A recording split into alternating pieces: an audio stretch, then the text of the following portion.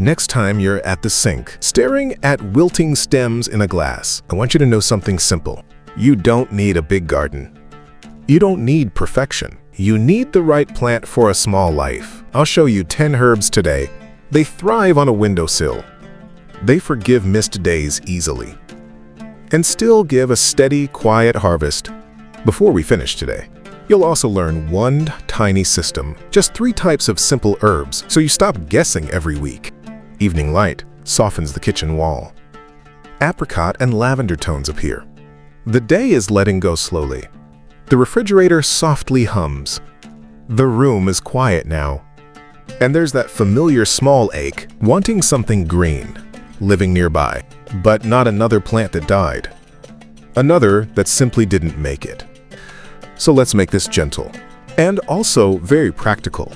You'll know what to put in your smallest corner space and how to harvest from it without ever ruining your plant. Before we meet our herbs, here's the simplest way to stop killing them. On a windowsill, most herbs fit into 3 main temperaments. First, the dry lovers.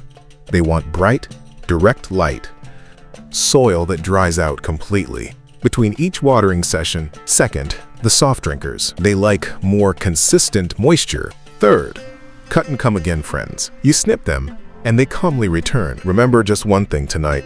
Remember this core lesson. Match watering style to herb, match it to its temperament, and half your problems disappear. Now let's choose companions. Your first plant companions, the ones most likely to survive you. First, rosemary. Smells like warm kitchens and old, ancient forests. It is resinous, clean, steady. Give it the sunniest spot you have.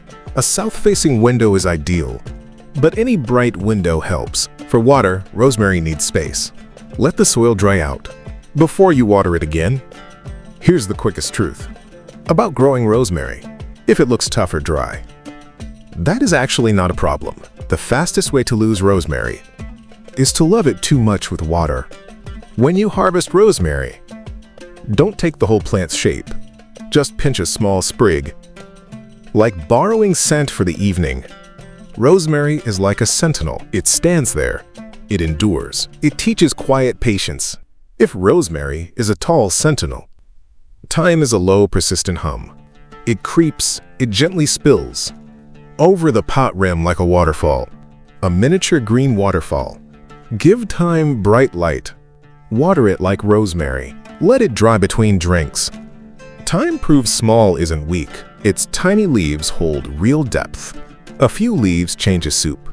Thyme doesn't punish you for missing one watering day. It simply keeps going on, slowly, very steadily forward, like resilience in plain sight. Now, oregano, the one that tastes like comfort. Even on an ordinary night, its spirit feels wild, sun-warmed. Even in a tiny pot, oregano loves brightness. It prefers dry soil between drinks. To harvest oregano, pinch tips. This simple habit helps it branch. It will become much fuller. Oregano has a strong voice. A single pinch in sauce makes it taste like a story. Killed plants before? Start here. Rosemary, thyme, and oregano. They forgive. They recover. They don't demand daily attention. Now let's bring in sage. Soft, velvety leaves appear. A scent that feels ancient, earthy, slightly peppery. A bit medicinal in scent, in the gentlest possible way. Sage likes sun exposure, but tolerates imperfect light better than other herbs. It also prefers soil to dry. Between its waterings, when you harvest sage, take a leaf or 2 at a time, especially while the plant is small. The ritual of sage is touch. You brush the leaf, you breathe. The day simply slows down. What we grow isn't just flavor. Sometimes it's about steadiness. So here's your first windowsill rule. Simple enough when you're tired. If the herb has woody stems or small, tough leaves, treat it like the Mediterranean. Give it bright light. Let its soil dry. Water it very gently. Now we shift our focus to a different temperament, one that drinks a little more. Next up, mint. A burst of freshness in leaf form. Crush it between your fingers. The fragrance wakes up the room. Mint enjoys bright light, but tolerates a little shade. It likes more consistent moisture. More than rosemary, don't let it dry.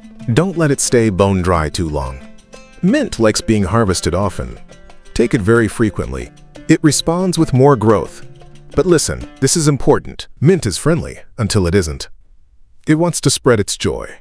That's why mint needs its own pot. Think of it as an eager guest. Lovely, but it needs boundaries. Peppermint for your tea, spearmint for your water, chocolate mint for a surprise. The best part is how mint grows, like it believes in tomorrow.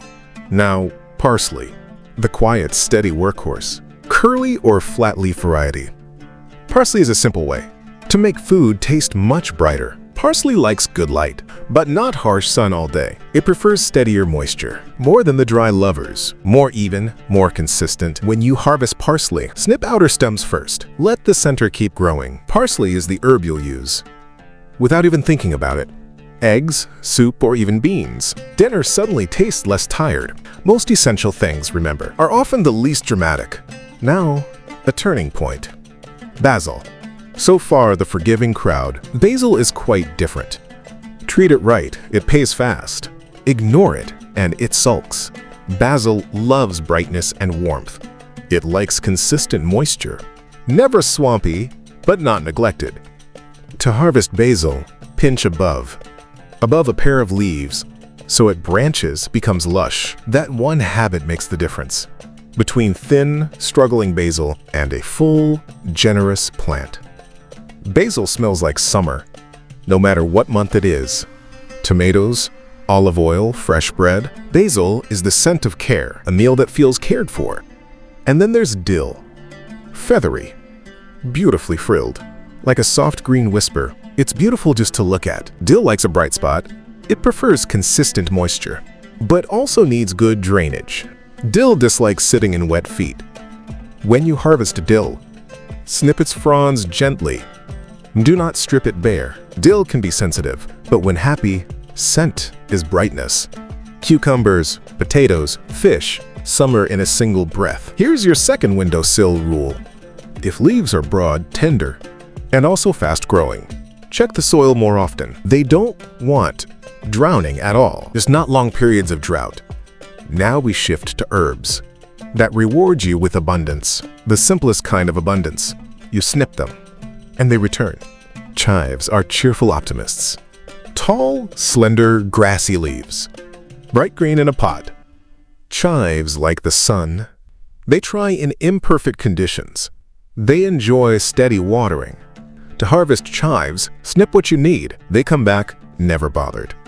Chives give a small moment. A very satisfying moment. A quiet snip. A little crunch. Your eggs taste finished suddenly. Micro-harvest joy, simply. And then there's lemon balm. Bright, slightly crinkled leaves with unmistakable citrus scent. Brush past it, it offers you a clean, uplifting breath of fresh air.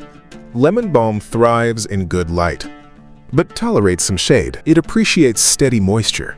To harvest lemon balm, take leaves. For tea, or simply for water, or crush between your fingers. When you want the room to feel lighter, lemon balm, a small kindness. It asks very little from you and gives you calm in return. If you want one plant, that feels like a long relationship. Choose bay laurel.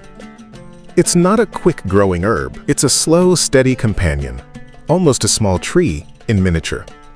Bay likes bright light, but tolerates imperfect windows.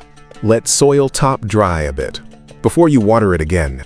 When you harvest bay, take a leaf or two for stews, and also for your soups.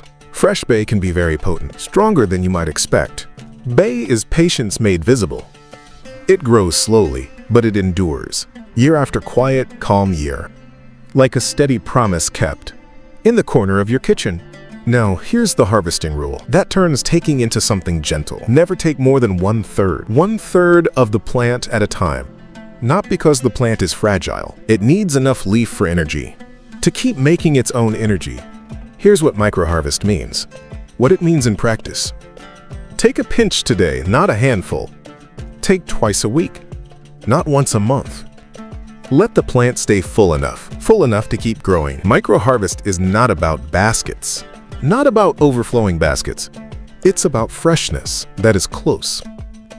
Something living within arm's reach. When life feels too mechanical, a pinch can be enough. Enough feels like quiet wealth. If you want this to be simple, choose a set of herbs. Don't overthink the process. For the forgivers, choose these: rosemary, thyme, and oregano. Give them bright light. Let them dry a little. Harvest very sparingly for freshness in drinks and meals. Choose mint in its own pot. And also choose parsley. Give them steadier moisture. Frequent little snips. Enjoy immediate payoff. For the easiest weekly rhythm, choose chives and lemon balm. Snip them and they return for a long-term anchor plant. Add bay laurel to your home. It is slow, calm, and faithful. Pick 2 to 4 pots only. That's truly all you need. A small windowsill doesn't need more than that to feel alive. A few gentle fixes now. Before we finally close, if rosemary looks sad, don't water it first. Check drainage and light instead. Rosemary wants more sun usually, not more water in its soil. If basil droops sadly, water can certainly help, but so can adding warmth. Basil truly hates cold drafts. If mint slows its growth, cut it back quite a lot. Mint truly likes a good haircut. If parsley seems very slow, just be patient with it. It's steady, not dramatic. If dill gets quite fussy, don't keep moving it around. Dill really likes consistency. And one quiet, simple truth: most brown plant problems are not mystery problems at all. They're usually water timing, or simply not enough light. If this calm, practical way of growing feels right for you, something you would return to, find more Slow Garden conversations with Slow Garden Life channel. No pressure at all, truly. Just a small open doorway. You can come back when you need it. Let's end where we began, right here in the kitchen light. The quiet night now settles. The moon shifts across the sill. Those tired stems might still be there, still in the glass before you. But now your mind holds a vision, a different, new image. A few steady, simple pots. Nothing grand or impressive. Nothing perfect. Just green presence. A rosemary that endures all. A thyme that strengthens quietly. Everything it gently touches. A mint that insists on freshness. Chives that return after each snip. And perhaps a small bay laurel. Growing slowly like a promise. A promise kept over quiet time. This isn't a success story. Not towering plants, that is. It's a much quieter thing. It's proof your small corner is not enough at all. It's enough for one living friend. Enough for one pinch of flavor. Enough for one small act of care. That makes the room feel inhabited. Feel inhabited once again. Tonight, your space is enough. Choose just one small pot and let it quietly show up for you.